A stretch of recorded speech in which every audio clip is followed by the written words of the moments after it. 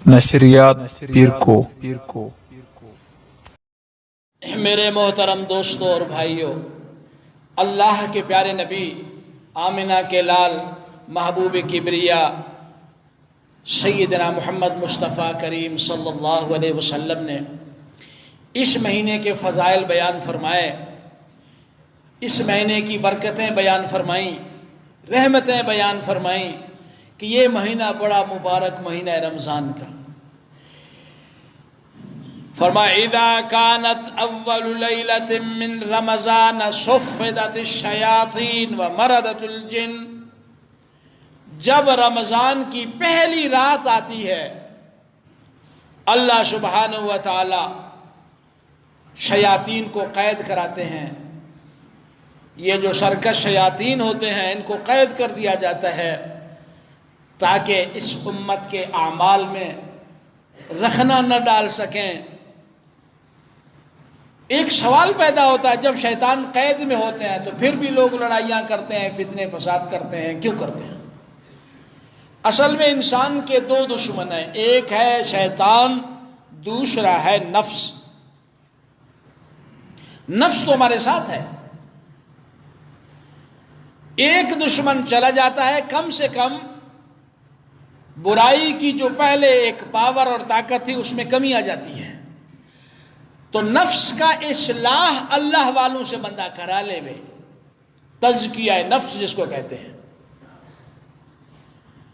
اللہ والوں سے، ان کی صحبت میں بیٹھنے سے، ان کی اصلاحی گفتگو سننے سے آدمی کی اندر کی کیفیت بدل جاتی ہے، ورنہ جب تک اندر کی کیفیت نہ بدلے تو وہ جو طبیعتیں نفس امارہ کی ہمارے ساتھ سال بھر ہوتی ہیں اس طبیعت میں زیادہ فرق نہیں آتا۔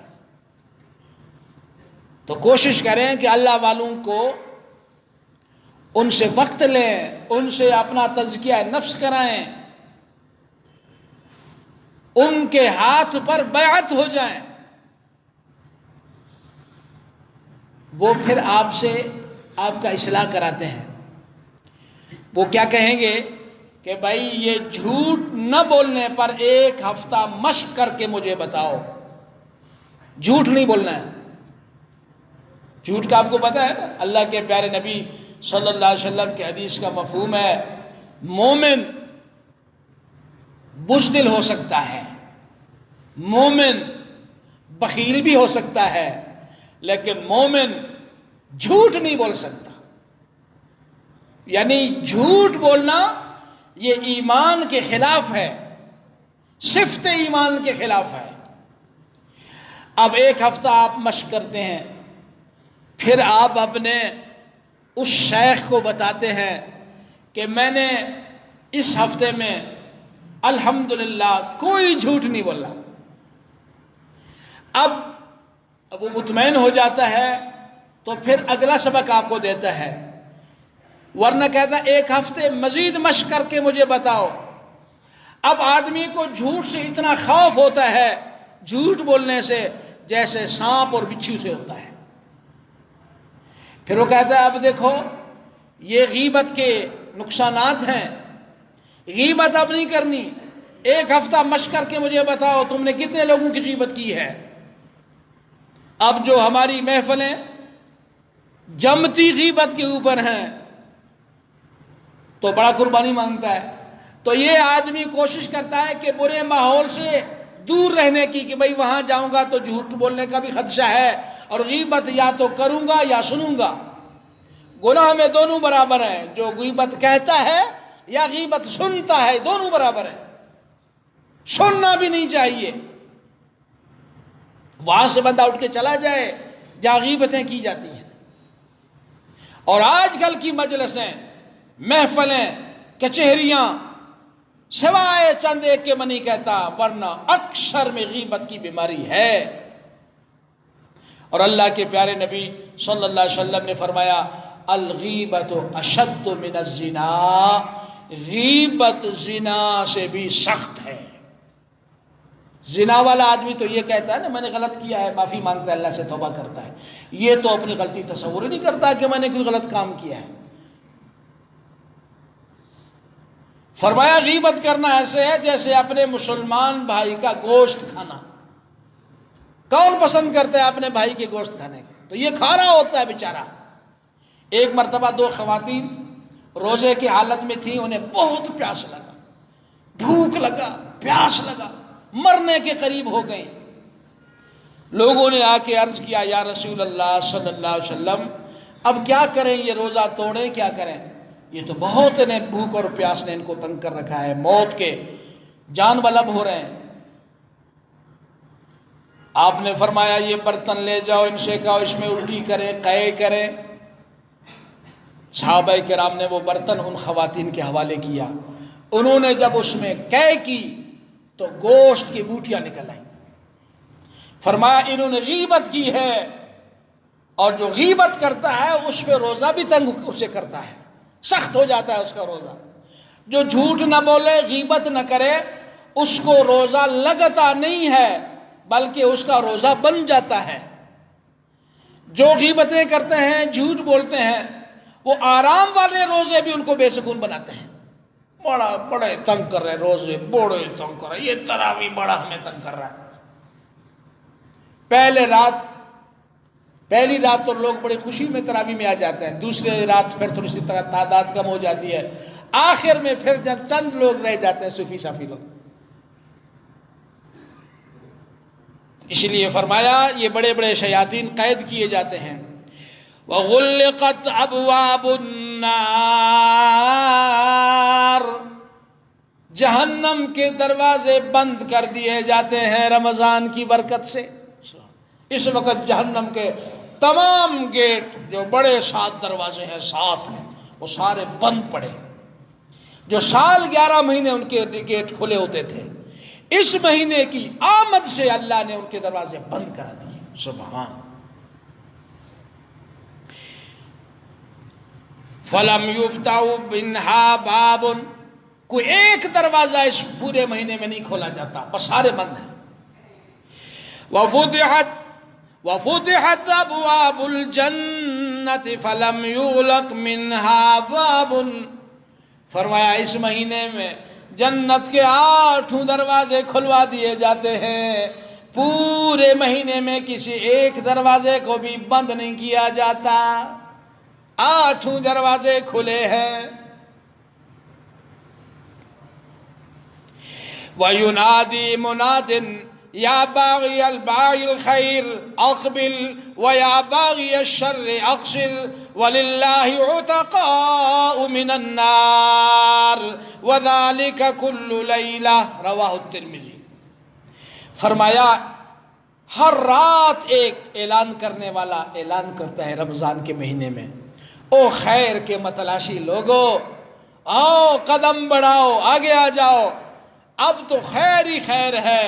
روزے کی صورت میں خیر، افطار کرانے کی صورت میں خیر، اپنے کمزور لوگوں کے ساتھ ان کے کام میں آسانی کرانے میں خیر، تراویح پڑھنے میں خیر، دعائیں مانگنے میں خیر، اور تہجد پڑھنے میں خیر. آ جاؤ آ جاؤ، اقبل اقبل، قدم بڑھاؤ. وَيَا بَغِيَ الشَّرِّ، اے شر کے پیچھے لگنے والو، اس مہینے کی حیا کرو. اقصر، اب اپنے پاؤں پیچھے رکھو، اب برائیوں کی طرف مت جاؤ. جیسے اس مہینے میں بھلائی کئی گنا بڑھ کے وہ بھلائی ثواب کا باعث بنتا ہے، تو اس مہینے میں گناہ بھی کئی گنا بڑھ جاتا ہے. امام غزالی رحمہ اللہ نے فرمایا جو اس مہینے میں اپنے اوپر کنٹرول نہیں کر پائے گا، وہ سال 11-12 مہینے بھی اپنے اوپر کنٹرول نہیں کر سکتا. یہاں ابھی ہم تجربہ کرا لے بھائی، مشق کرائیں، ٹریننگ کرائیں آنکھوں کو، غلط نہیں دیکھنا. پورا مہینہ جب ہم غلط نہیں دیکھیں گے، بس ان آنکھوں کی عادت بن جائے گی، سال 12 مہینے یہ آنکھیں پھر غلط نہیں دیکھیں گی. کانوں کو ہم ٹریننگ دینا، روزہ ہے اب میوزک نہیں سننی، جھوٹ نہیں سننا، غیبت نہیں سننی. 1 مہینہ ٹریننگ دیا، پھر سال 12 مہینے آرام سے آپ لیٹ جائیں، یہ کان کبھی مطالبہ نہیں کریں گے کہ ہمیں کوئی غلط چیز سناؤ. اسی طرح زبان ہے، اللہ کے پیارے نبی صلی اللہ علیہ وسلم نے فرمایا، حدیث پاک کا مفہوم ہے، دو چیزوں کی ضمانت مجھے کوئی دے، مجھ سے جنت کی ضمانت لے لے۔ سبحان اللہ، دو چیزوں کی ضمانت دے مجھے اور جنت کی ضمانت لے مجھ سے۔ ایک دو ہونٹوں کے درمیان یعنی زبان، دوسرا دو ٹانگوں کے درمیان شرمگاہ، ان دونوں چیزوں کی ضمانت دو کہ غلط استعمال نہیں ہوں گے، جنت کی ضمانت مجھ سے لے لو۔ اللہ کے پیارے نبی فرما رہے ہیں صلی اللہ علیہ وسلم۔ تو 1 مہینہ ٹریننگ ہو جائے، پھر بعد میں یہ غلط خیالات آئیں گے بھی نہیں۔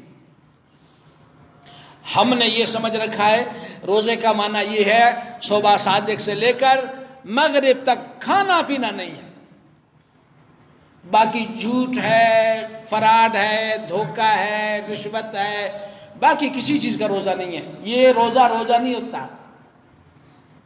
اللہ کے پیارے نبی صلی اللہ علیہ وسلم نے فرمایا، اس روزے دار کے روزہ رکھنے کا بھلا کیا فائدہ ہے جو نہ اپنے آپ کو جھوٹ سے بچاتا ہے، نہ برے اعمال سے اپنے آپ کو روکتا ہے۔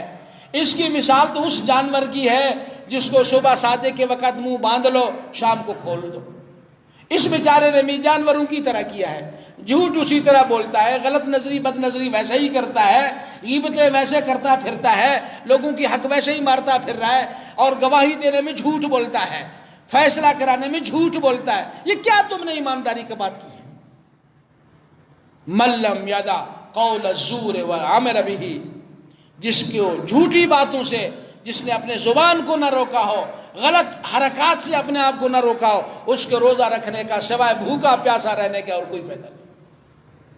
اس لیے ہم اپنے روزوں کو روزہ کریں، ہمارے روزے ہمارے لیے جنت میں داخلے کے ذریعہ بن جائیں۔ اللہ کے پیارے نبی صلی اللہ علیہ وسلم نے اس رمضان کے بڑے فضیلت بیان فرمایا روزہ دار جب روزہ رکھتا ہے اس کے منہ سے جو بدبو آتی ہے، یہ بدبو اللہ کے ہاں مشک سے زیادہ خوشبودار ہے۔ روزہ رکھا آپ نے، سمندروں کی مچھلیاں بھی آپ کے لیے مغفرت کی دعا کر رہی ہیں صبح سے لے کر افطار تک۔ یا اللہ، تیرے بندوں نے روزہ رکھا ہے، ان کے روزے قبول فرما، ان کی مغفرت فرما، ان کے درجات بلند فرما۔ کتنے ہم خوش قسمت ہیں، سمندروں میں مچھلیاں ہمارے لیے دعائیں کر رہی ہیں۔ تو اسی لیے ہم اپنے اتنی بڑی نعمت کو ضائع نہ کریں، اور روزہ رکھا اللہ کی توفیق سے، اس میں ہم اپنی اترانے والی بات ہم میں نہ آئے، بھائی میں تو ہمیشہ روزہ رکھتا ہوں، لوگ روزے نہیں رکھتے، ایسا نہ کہیں، بلکہ میں نے روزہ رکھا اللہ کی توفیق سے رکھا۔ ہم جب نماز پڑھتے ہیں اللہ کی توفیق سے پڑھتے ہیں، جو اچھائی کی توفیق ملتی ہے اللہ تعالیٰ کی جانب سے، تو ہم اللہ تعالیٰ سے مانگیں، یا اللہ جتنی خیر اور بھلائیاں ہیں وہ ہمیں عطا فرما دے۔ یا رب تیرے در سے کون سی شے ملی نہیں، یا رب تیرے در سے کون سی شے ملی نہیں، جھولی ہی میری تنگ ہے تیرے یہاں کمی نہیں، جھولی ہی میری تنگ ہے تیرے یہاں کمی نہیں۔ اے میرے بندے مانگ، رحمتوں کا مہینہ ہے، رزق مانگتا ہے مانگ، دنیا کی خوبیاں حسنات مانگتا ہے مانگ، جنت مانگ، اعلیٰ قسم کی جنت مجھ سے مانگ۔ کوشش کریں گے نا، اللہ تعالیٰ ہمیں صراط مستقیم پر چلنے کی توفیق عطا فرمائے۔ ایک مختصر اعلان سنیے۔